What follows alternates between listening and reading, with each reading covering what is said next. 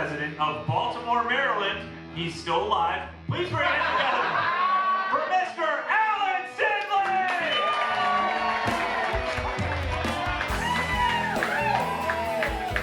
Jim and John, how we doing, folks? How we doing? Awesome.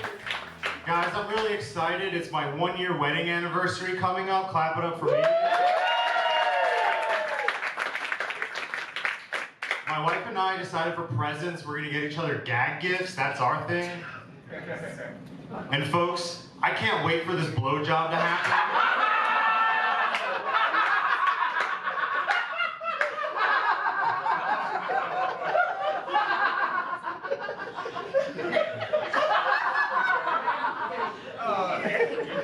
Was that rude? Should I have warned you that joke was coming first?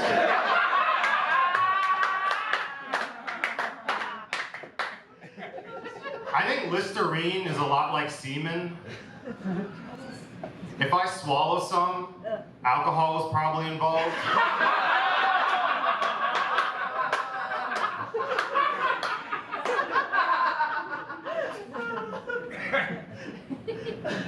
Last March, I got engaged. Me and my wife have just been inseparable since.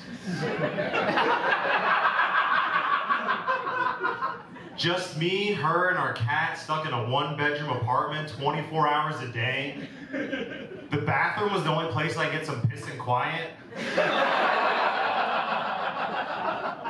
Now, we had one of those COVID weddings, so we decided to keep it small, strictly family.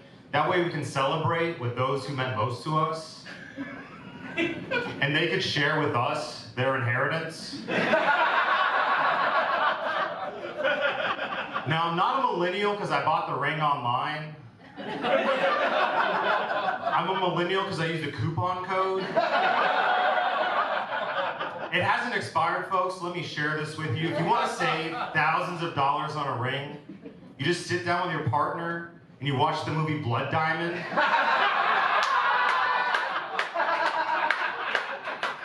I'm not cheap, baby. I'm ethical.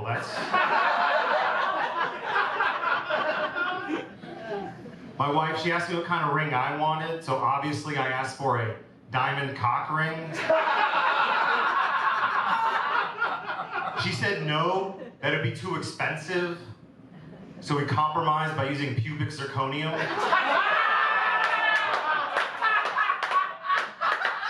Do you guys remember early pandemic when everyone was growing everything out? Some pretty hairy situations. I remember going down on her one time, and I couldn't tell like where her pubes ended and my beard began.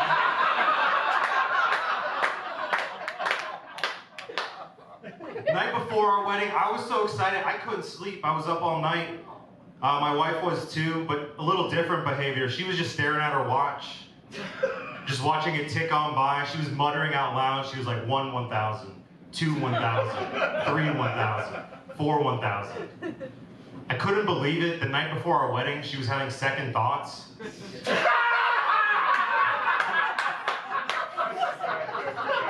case you haven't noticed, these guys are paid actors.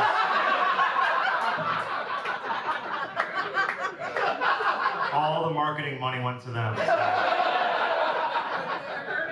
Yeah, they are. Got some great gifts during our wedding. There was this one gift, the worst gift that I got. My wife and I were gifted COVID. I don't remember putting that on the registry. It was really awkward too. It was like, getting a positive STD and having to call the 20 closest people you know about it. Remember being like, hey, I'm sorry, you should probably get tested. I don't know, I think I got it from my mother-in-law.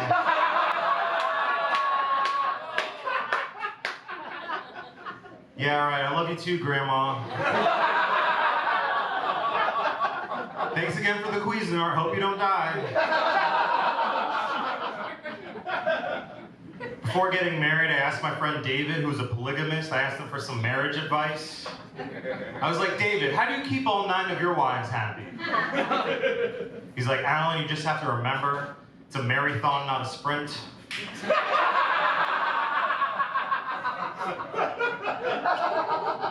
My wife's name is Jill. Got a lot of cute nicknames for her. Things like Jillyfish, Jilly Bean, Sony PlayStation 4. That last one really pushes her buttons. Here's the thing, folks. I'm a gamer. When I'm not up here killing audiences like I am right now, I am murdering small children over the internet. Gotta put them in their place, someone's gotta do it. Here's the thing though, sometimes gaming can be tough on a relationship, right? When I'm playing, I got my headset on, I'm very focused on the TV, important things are happening. And my wife, she'll try to come talk to me. And she puts me in this unfair position, I gotta choose between my wife or my life.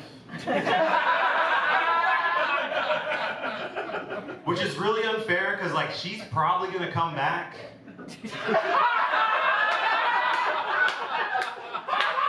But if I die, I gotta wait like 1 or 5 minutes before I can play again. I got in some trouble recently for this. My wife, she was going out of town, and she wanted to kiss goodbye, right? That's our tradition before the other one leaves, kiss goodbye. And, you know, I was trying to keep my friends alive, so there was no kiss goodbye. I didn't really realize what was happening until she stormed off. She was upset. I remember realizing what happened. I was like, I love you, babe. And I didn't hear anything back. But then my teammate popped in the headset like, I love you too, man. The way you came across the map to save me, if that's not love, I don't know what is. And then because it's online gaming, we teabag each other. So we're basically a couple now, we're dating. And I think we make a pretty good couple, me and 420 Blaze 69 fucked your mom. One of the best presents I got when getting married is I got life insurance. Or it was for my wife, so I call it wife insurance. So I finally got to get a physical after years of not having it, and it was pretty great. I went and found myself a new female doctor. Now, I only pick a lady doctor because they actually have this thing called empathy. And breasts. They're like my 3 favorite things.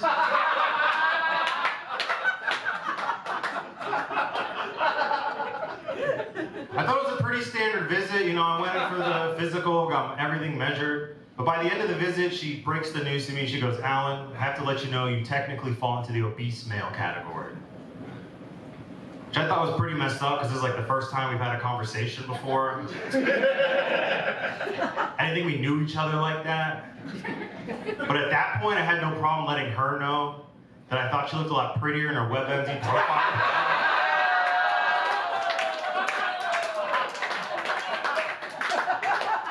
Who was she trying to fool with all those filters in Photoshop?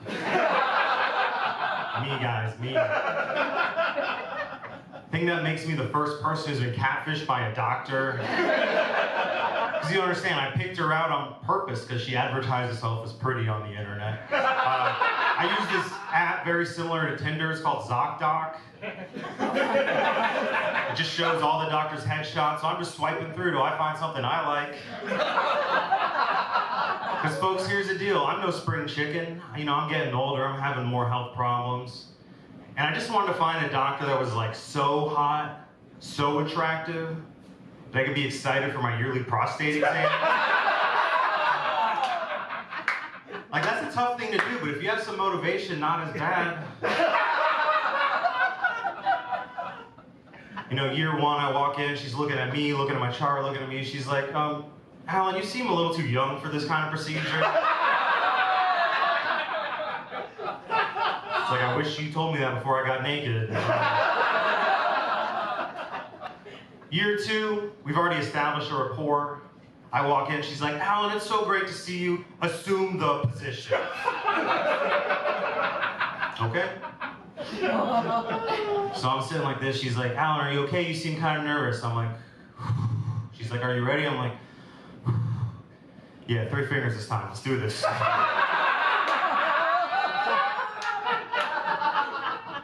What base do you think that is, by the way? Any answers? It's the dugout. While I was at the doctor, had to go over my family history. So, I was telling my medical history. I'm like, yeah, my dad had heart disease, my mom's mom, schizophrenia, my aunt has breast cancer. And she was like, oh, your aunt, breast cancer, which side was that? And I was like, I think it's the left one.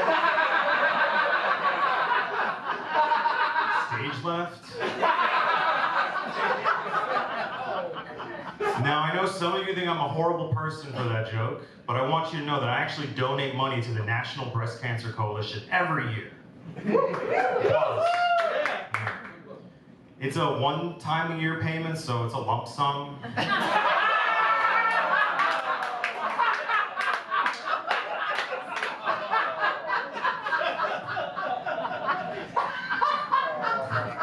My uncle, he's a type 1 diabetic, and we recently got him one of those pumps. Now, unfortunately, his blood sugars haven't been getting much better, but his dick is huge now.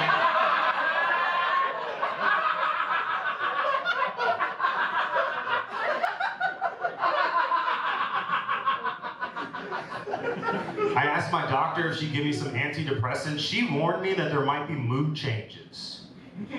I was like, no shit, isn't that what I'm paying for?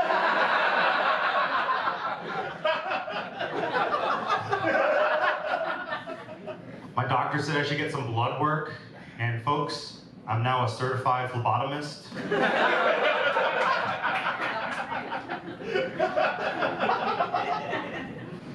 I've been trying to lose some weight though. I've been on the vegan diet for about the past 24 hours.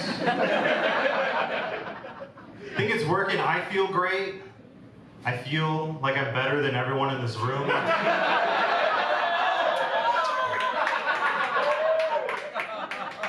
Now here's the thing I didn't expect after being vegan for 24 hours. I became a much more ethical person. I went out today and I bought vegan hand soap. Did you know this existed, vegan hand soap?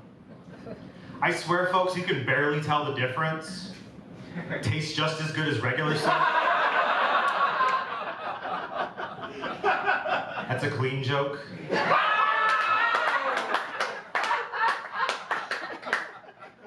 So one of my problems with veganism, I feel like their campaign game's pretty weak.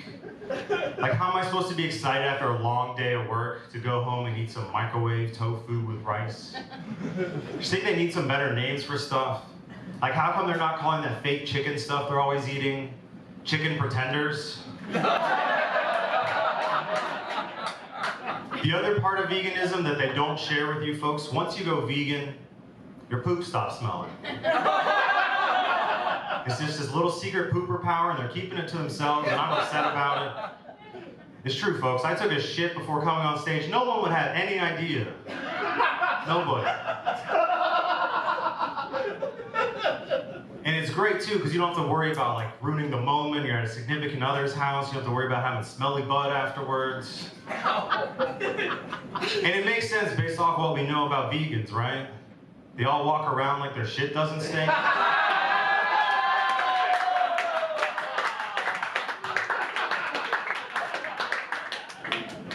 I've had some health goals during this whole pandemic. I want to lose enough weight to become white girl wasted.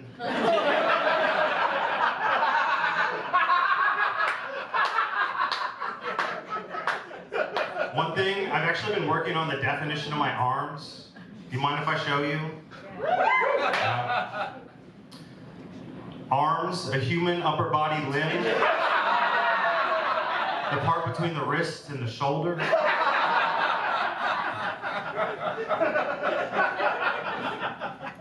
I went to the gym this morning. I told myself I was really going to push it. And it was really embarrassing, folks. The door on the front clearly said pull. I think it's tougher for women to date as they get older. They've got that pressure, right? That biological clock is ticking. And at some point they gotta choose whether they're gonna get a man or give up and adopt a bunch of cats. Is it men? Oh, pause.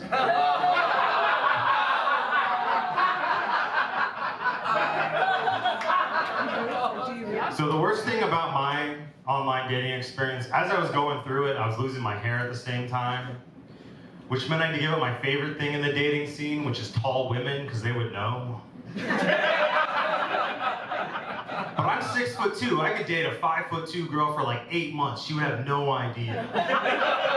You just never give them the higher ground. You win. It's fine. She gets up at dinner, you get up too, you play it off like a gentleman. It's part of the playbook, folks. The problem is, 8 months and 1 day go by, I get a little too comfortable. And I make this mistake. I went down on her during the daytime. And I could just tell she was hit with that mixture of pleasure and disappointment at the same time. And I could never tell if she was putting her hand on my head because she was like loving it or covering the bald spot.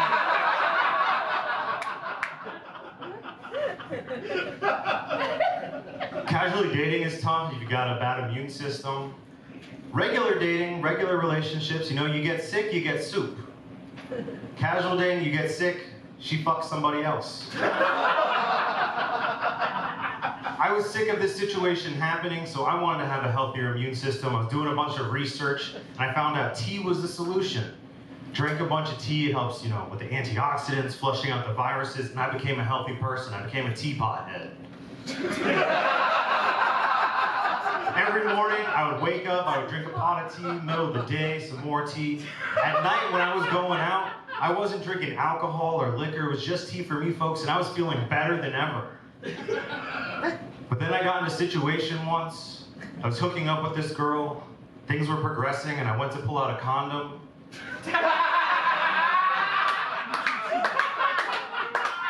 And all I had was a Lipton. And I remember being like, I'm sorry, Sarah, we can't have sex. I'm all about safety. We can't. So I teabagged her.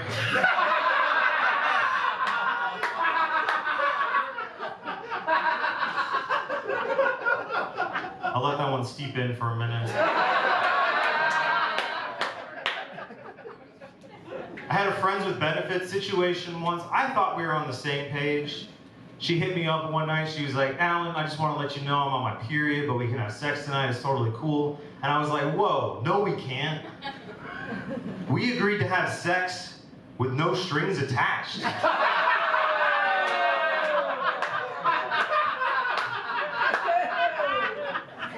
As a bald man, I worry about my kids having to go through the same struggles, right? I feel like I wasn't properly prepared.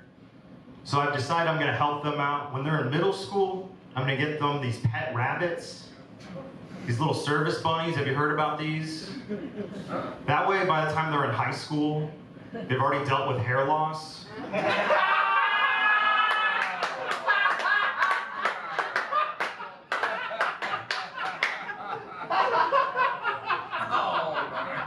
I'm a bald white man, in case you haven't noticed. And folks, that's a tough skin color follicle combination right now in this country. A lot of people see me and they just assume the worst, right? They assume things like I'm a Nazi sympathizer, alt-right supporter, Duck Dynasty watcher. Which I think is really messed up, because I've never seen Duck Dynasty before. Now, if I can be honest with you folks, and honesty is part of the comedian's craft, I do blame the Jews for everything. But that's because they're my parents. Which is a little different, right? That's like two very specific Jews, not all of them. It's not right. I forgot my uncle, cousin, aunt, grandma. It's like 5 or 6 just really manipulative, neurotic Jews trying to ruin my life. Got a typical Jewish mom. When I'm sick, she'll make me chicken soup. It's kind of like chicken soup, but it comes with a side of hourly phone calls to make sure I'm having enough liquids. And to let me know what the Republicans are up to this week. And when she can expect to have grandchildren. I one time dated this girl, her mom, way crazier than my mom. So I made an offhand joke. I was like, your mom's so crazy, she's kind of like a Jewish mom. And she was like, that's a horrible thing to say. And I was like, that's a horrible thing to say. So as you can imagine, we lived unhappily ever after. I feel like I should have seen it, should have been more in tune with her anti-Semitism. Right? She had the typical blonde hair, blue eyes, little Hitler mustache. And I feel stupid because the signs were there all along in her front yard saying no Jews allowed.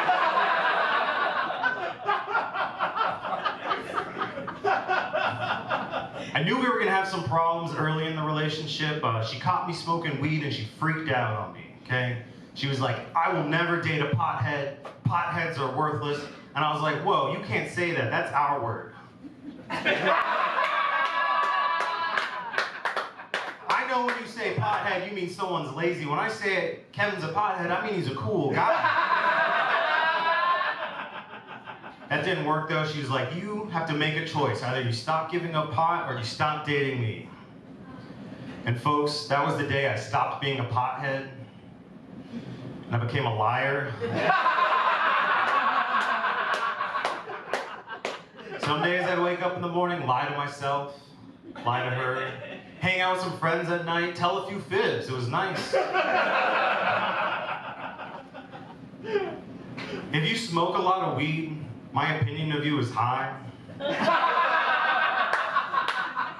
I was one time so high with a friend eating a rack of ribs, and he asked me for a wet nap, and I sent him to my waterbed.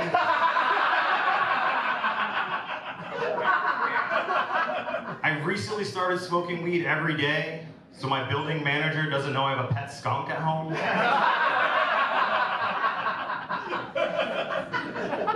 Most potheads are in terrible shape. I've never seen an athletic pothead before. It seems like either you have ripped abs or you rip dabs.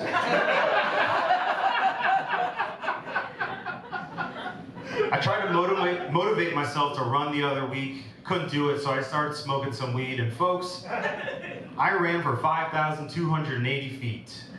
For me, that's a milestone.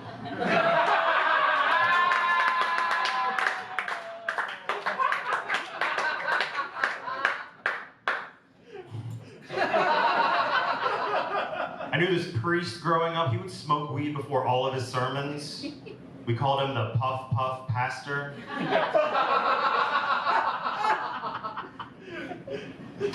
I drive a lot for comedy. I mean, I used to, but I will again. And every time I go to a new place, I always want to sample the local fare. I was in Chesapeake, Maryland doing a show. I tried the crabs, succulent, very delicious. And then I was in West Virginia where I tried the chlamydia. Not nearly as good. Stay away from West Virginia, folks. I was in New Jersey, this very trashy venue. It was horrible. I walked into the bathroom during one of my breaks, and there was a pregnant woman doing lines of coke right off the men's urinal. Now, I thought about saying something to her or the staff, but she offered me some. And in her defense, it was a really small amount of coke. Just the baby bump.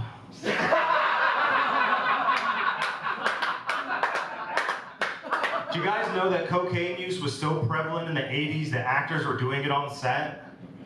If you needed a little boost during one of your scenes, you would just pause for a second and go, line!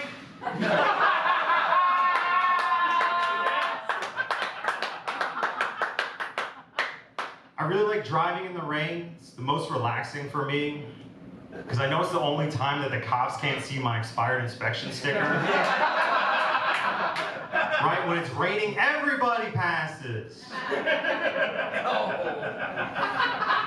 I did get pulled over recently. I was visiting my mom in Vienna, and, you know, I grew up with Vienna cops, and as a kid, we always thought they were assholes, all right?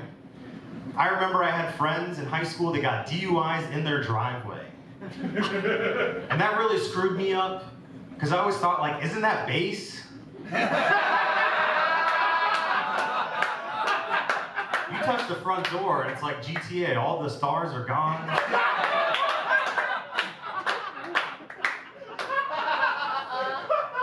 So I got pulled over and he says, "Sir, do you know your inspection is expired?" And I was like, "Oh my goodness, officer, to tell you the truth, this isn't my car, I'm actually just borrowing it." And then he walks away and that's when I start panicking. Because I'm like, what if he looks up and sees I told that same lie last week to another officer? Now I'm going to jail for perjury. But folks, as you can see, everything worked out. I'm standing here in front of you now. I got pretty lucky. He just let me off with a warning shot.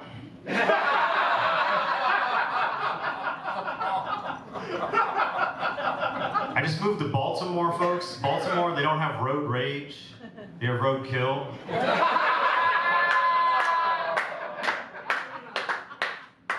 I live in the city with my wife. I started sleeping with a bat under my bed in case someone breaks into my house at night and needs a pinch hitter. Those aren't doing well, folks.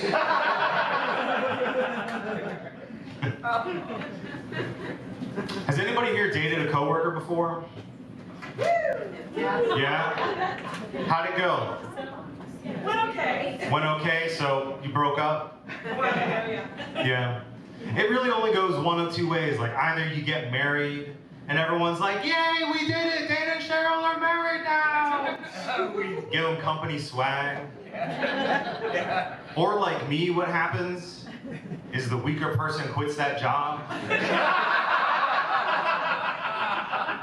Because the alternative is seeing that other person every day. This isn't Facebook stalking, folks. This is staff meetings.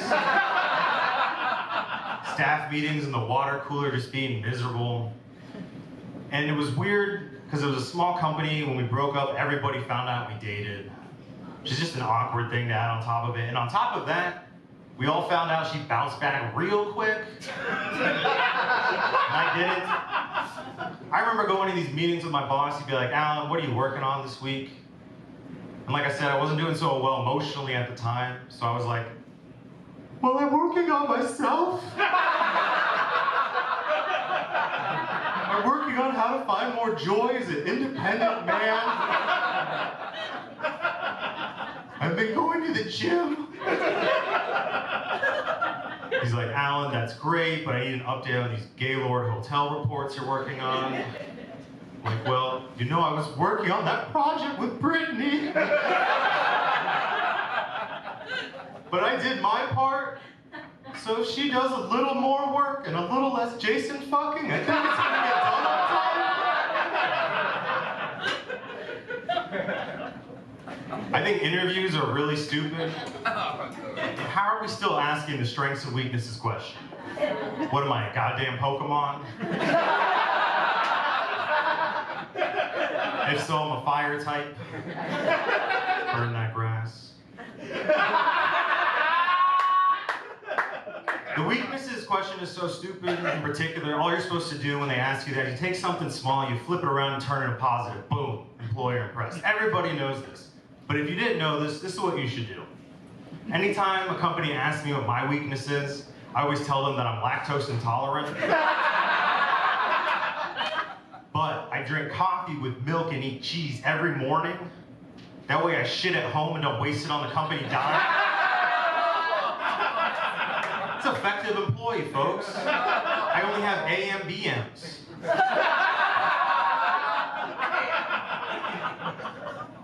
My boss is a real jerk. He loved coming up with these catchphrases that, you know, other people use. He'd say these things all the time, right? One day I went into work a little bit late, and he was like, "Alan, I heard you were late today. Perception is reality. Perception is reality." And I was like, "Yeah, but I got here before you did." And then he would say, "Do as I say, not as I do." It's one that always pissed me off, though. If I complained about my workload, he would always say, "You gotta work smart, not hard. Work smart, not hard." But like, it's not my fault I kept getting aroused on the job.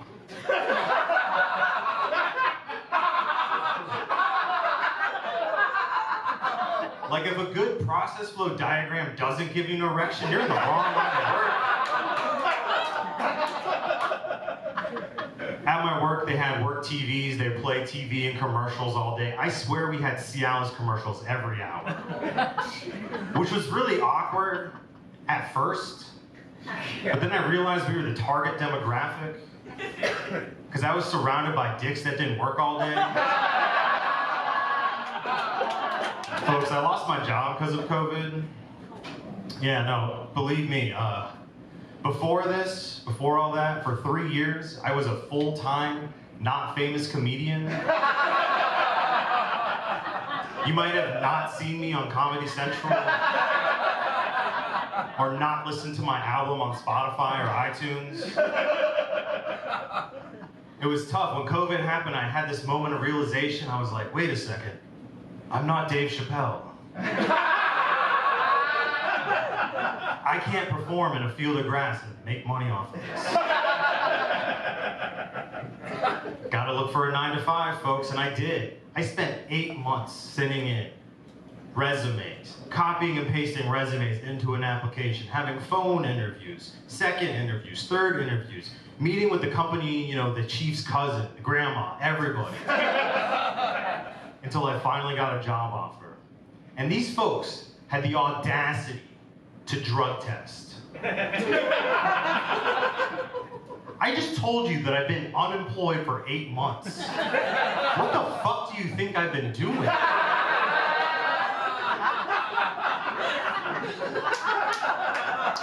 fact that I just haven't been railing heroin every day is a miracle. Needless to say,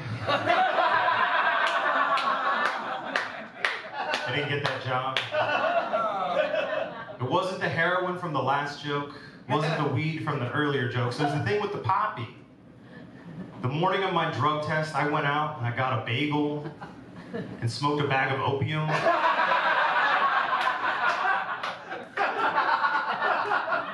I did eventually get a job though, folks, which is great. This one woman from work, she's been really nice to me. She's been helping out with everything, answering all my questions. In return, I make her laugh, I listen to her. I think she might be my work Wi-Fi.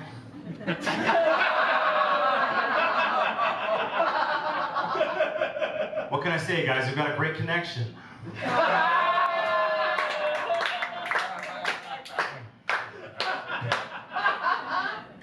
My real wife, she told me it's important to make a good first impression. So the first day I was on site, I met the head of the organization, the guy who was in charge. And when he met me, he put out his right hand and I punched him in the face. I'm the CEO now.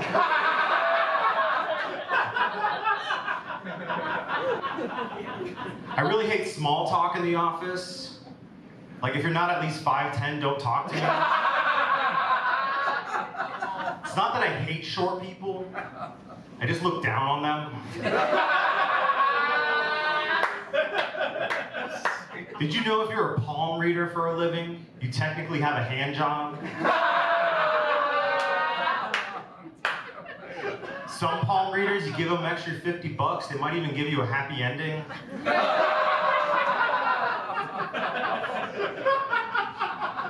When a sex worker has a fart in bed, is that a prostitute?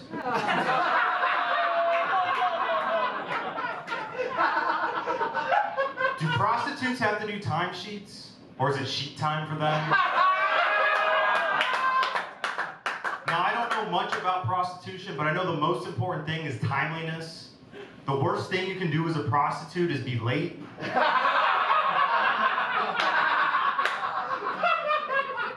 But it does beg the question, if a prostitute were to become pregnant, can she charge the threesome rate?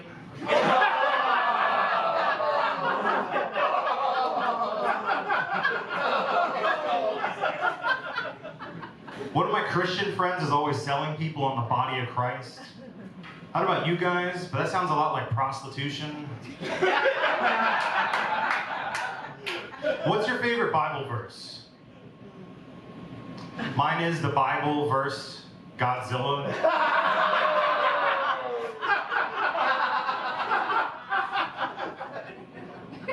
Southwest Airlines is trying to be more progressive, folks. I don't know if you know about this, but they're actually offering Planned Parenthood services if you're a member.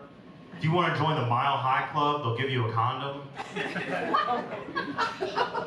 And if you need an abortion, they'll do it right there in the hangar.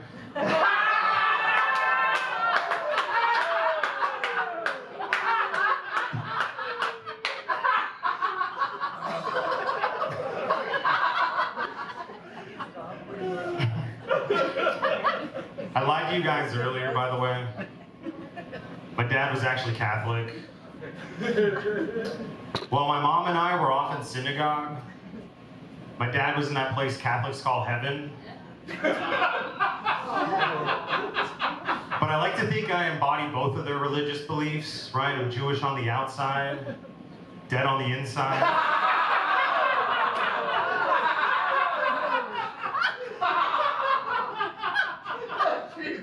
Before my dad died, he ordered a subscription to Father Time magazine, which he ran out of.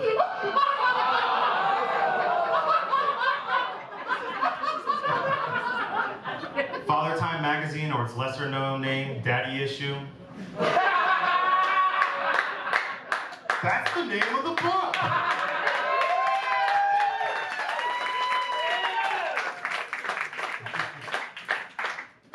Growing up, we would always get calls from solicitors being like, hey, is Joseph Sidley around? Which is always awkward, because we thought he was, since we had him cremated.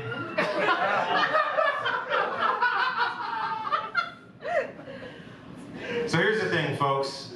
You know, the jokes and stuff, they're pretty real for me. For about 30 years, I would get pretty triggered anytime someone would say anything like dad, father, or his name Joseph. So I did the really smart thing, and I changed all my behaviors to avoid those situations. I would never go to a coffee shop where they would offer me a cup of joe. I would never visit my friends that moved to the Midwest, because they might offer me their version of soda. I'll never drink champagne because you pop it. I don't pay attention to pop culture. I'll never listen to Daddy Yankee or Papa Roach. Don't talk with me about the Middle East. I'm afraid you'll bring up Baghdad. And if you're having a destination wedding in Indonesia, don't invite me. I'm worried it's going to be in Papua New Guinea.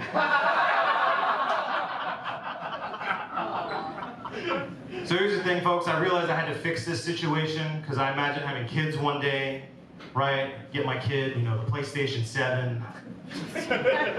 He's like, oh my God, you're the best dad ever. I can't believe we have a PlayStation 7. Thanks, Dad. And I'm like, son, we've talked about this. I'd much prefer if you just called me Alan.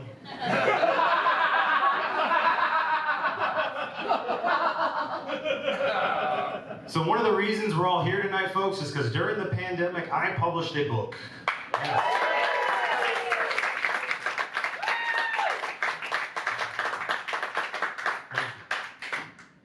Here's the thing, folks. When I published it, I realized I wanted a few copies around the house, so I ordered some off Amazon. And the really weird thing, because the mail sucks, some of my friends got copies before I did. They were texting me things like, oh my God, this is hilarious, best book I've ever bought. And I'm like, whoa guys, spoilers. Haven't gotten my copy yet, but I hope it's good. So obviously I wrote the jokes, but I didn't know what it was gonna look like in its 3D form, right? I don't own a printing press. I don't even own a goddamn printer. All I did was put some files on a computer and then say to myself, let's go make Jeff Bezos some more money.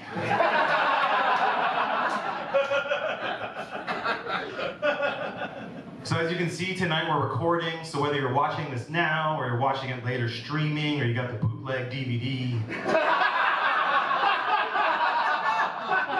I want to clarify one thing. The book is way better than the movie.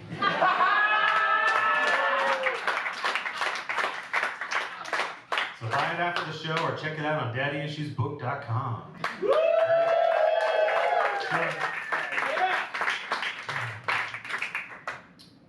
Folks, got some exciting news. I'm going to be a father.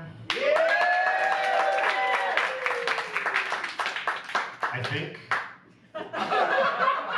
I stopped taking my birth control a long time ago.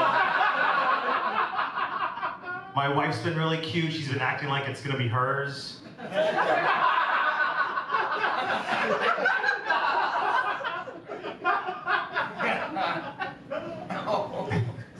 I was with my Uncle Pete, and I was with him recently. I told him that I was gonna name my firstborn son after him. I feel like it's got a nice ring to it, right? After him, Sidley.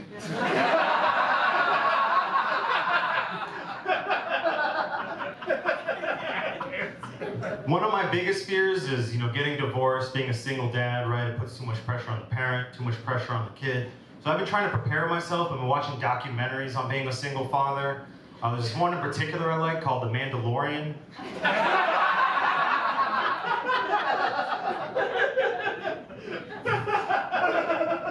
One of my friends, he recently got divorced. I feel really bad for him. He lost his house. Seasons 1 through 6 on DVD.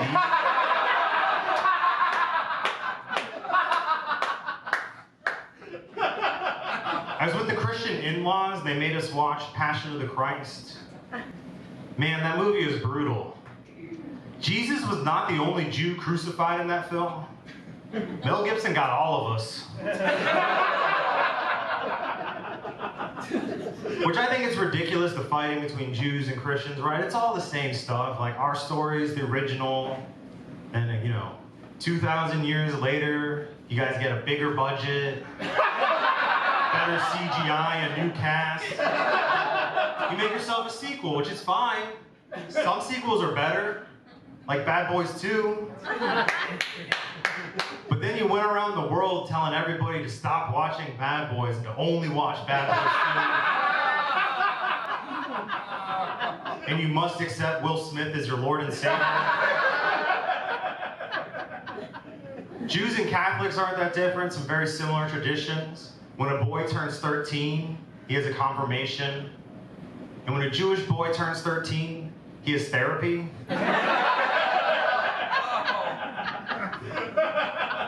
Folks, I miss my therapist. I loved hanging out with this woman. She was smart, supportive, and sexy.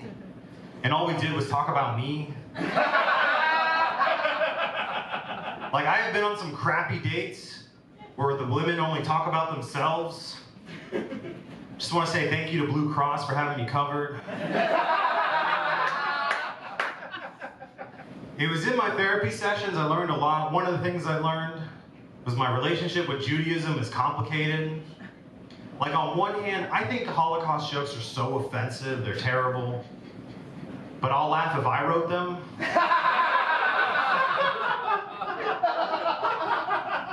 Folks, I just stopped going to Jewish singles events because the power was too much, right? I'll go to a Gentile event. I would do okay, I'm reasonably handsome.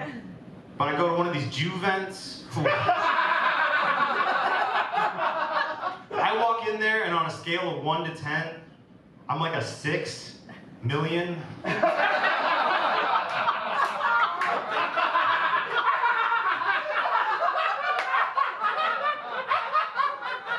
guys.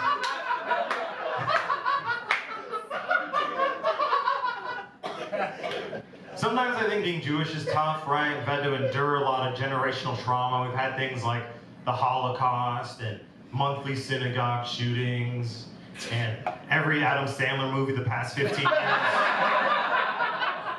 Don't mess with the Zohan. Jack and Jill, Little Nicky. These movies are atrocities, folks. They are. And it's one of those things when they first came out, you could easily turn a blind eye. But now that we have all these streaming services, you can see that these movies exist. People are starting to ask questions like, how could they let these horrible movies happen? They've been interviewing the cast and the crew. Always the same excuse every time. They were just following orders.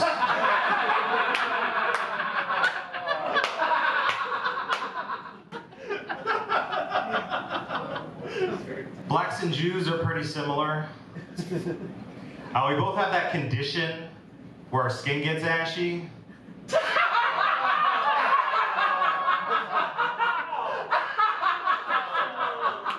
Did anyone bring lotion to camp? That's all I'm saying. I think a lot of white supremacy can be blamed on white balding.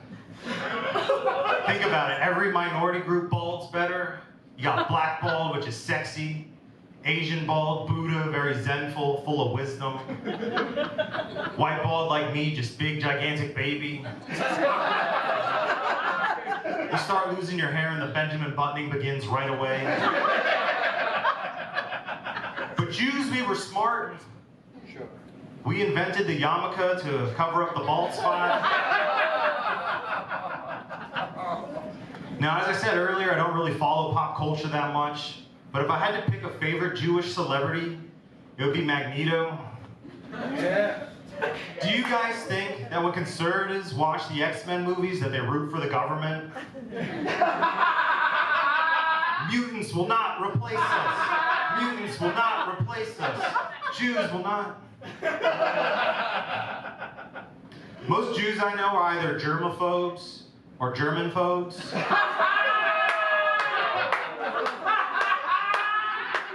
But either way, when I was in Berlin, I didn't shower.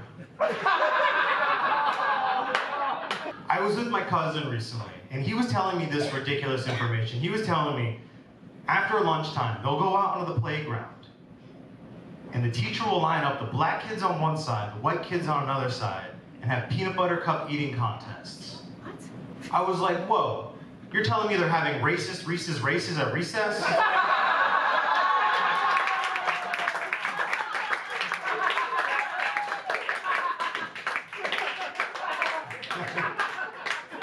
My cousin and I were very different, right? He's like half my age, just this little ball of energy, always bouncing off the walls, doing goofy shit. And I'm like this. Like, how's that saying go? We're just not cut from the same rabbi. In Judaism, no matter what happens, we will never cut off our family. Just our foreskins. This is a big year for me. This is the year where I finally decided to name my penis. I feel like I had to name it something that made sense. I took attributes about myself. I was like, my name is Alan and I'm Jewish. So I went with Woody Allen.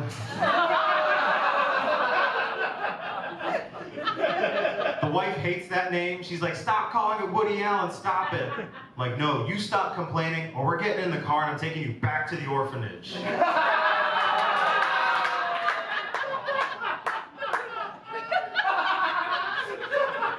Sometimes I think I should have gone with the opposite name, right? Instead of Woody Allen, I could have called it Alan's Woody. Sexually explicit Toy Story character, you pull on it, makes a fun noise. Like, reach for the thigh.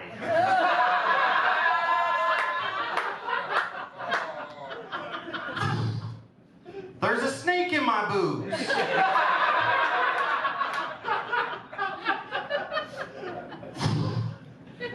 Did somebody poison the glory hole?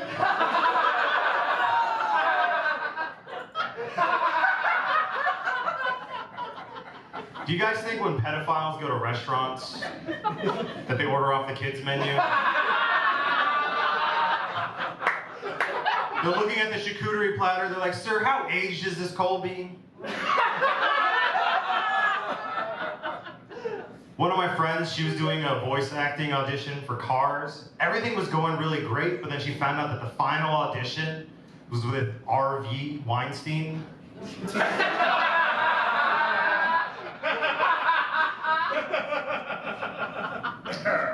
Just visited my grandma recently. My grandma's a character. She lets you know how she feels about things right away. I saw her for the first time with this haircut. And she let me know how she felt about it right away because she was used to the comb over Alan, not the American History X Alan. She was like, no, my beautiful baby grandson. You look like a rabbi that left the temple to join a biker gang. That's when I got upset, folks. Felt like I had to stand up to myself against Grandma. I was like, Grandma, DC Bike Share is not a gang. It's a community of like-minded individuals, all right? Care about the environment and the ecosystem. And then I stabbed her. It was with an insulin pen, but I bruised the shit out of my grandma's hand.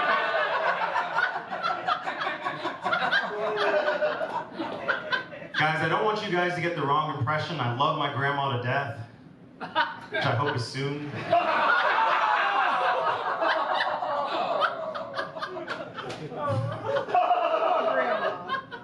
While I was down there, I got my grandma on the dating apps for the elderly. Oh no. You guys heard about this one? It's called Our Time. It's running out. I put in a lot of work though. I got her first date in 25 years. She went out with this very nice man named Sam and got the early bird special, went back to her place. A few rounds of mahjong, that's it. Nothing else happened. But like your typical experience, you never heard from Sam again. Sam died the next morning. I know, guys, Grandma got ghosted.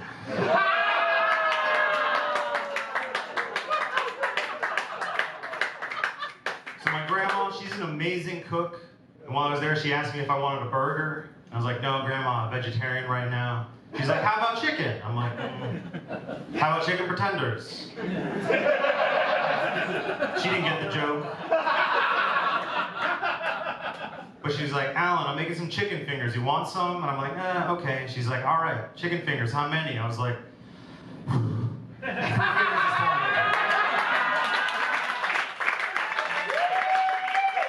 right, thank you guys so much. I've been Alan Sidley.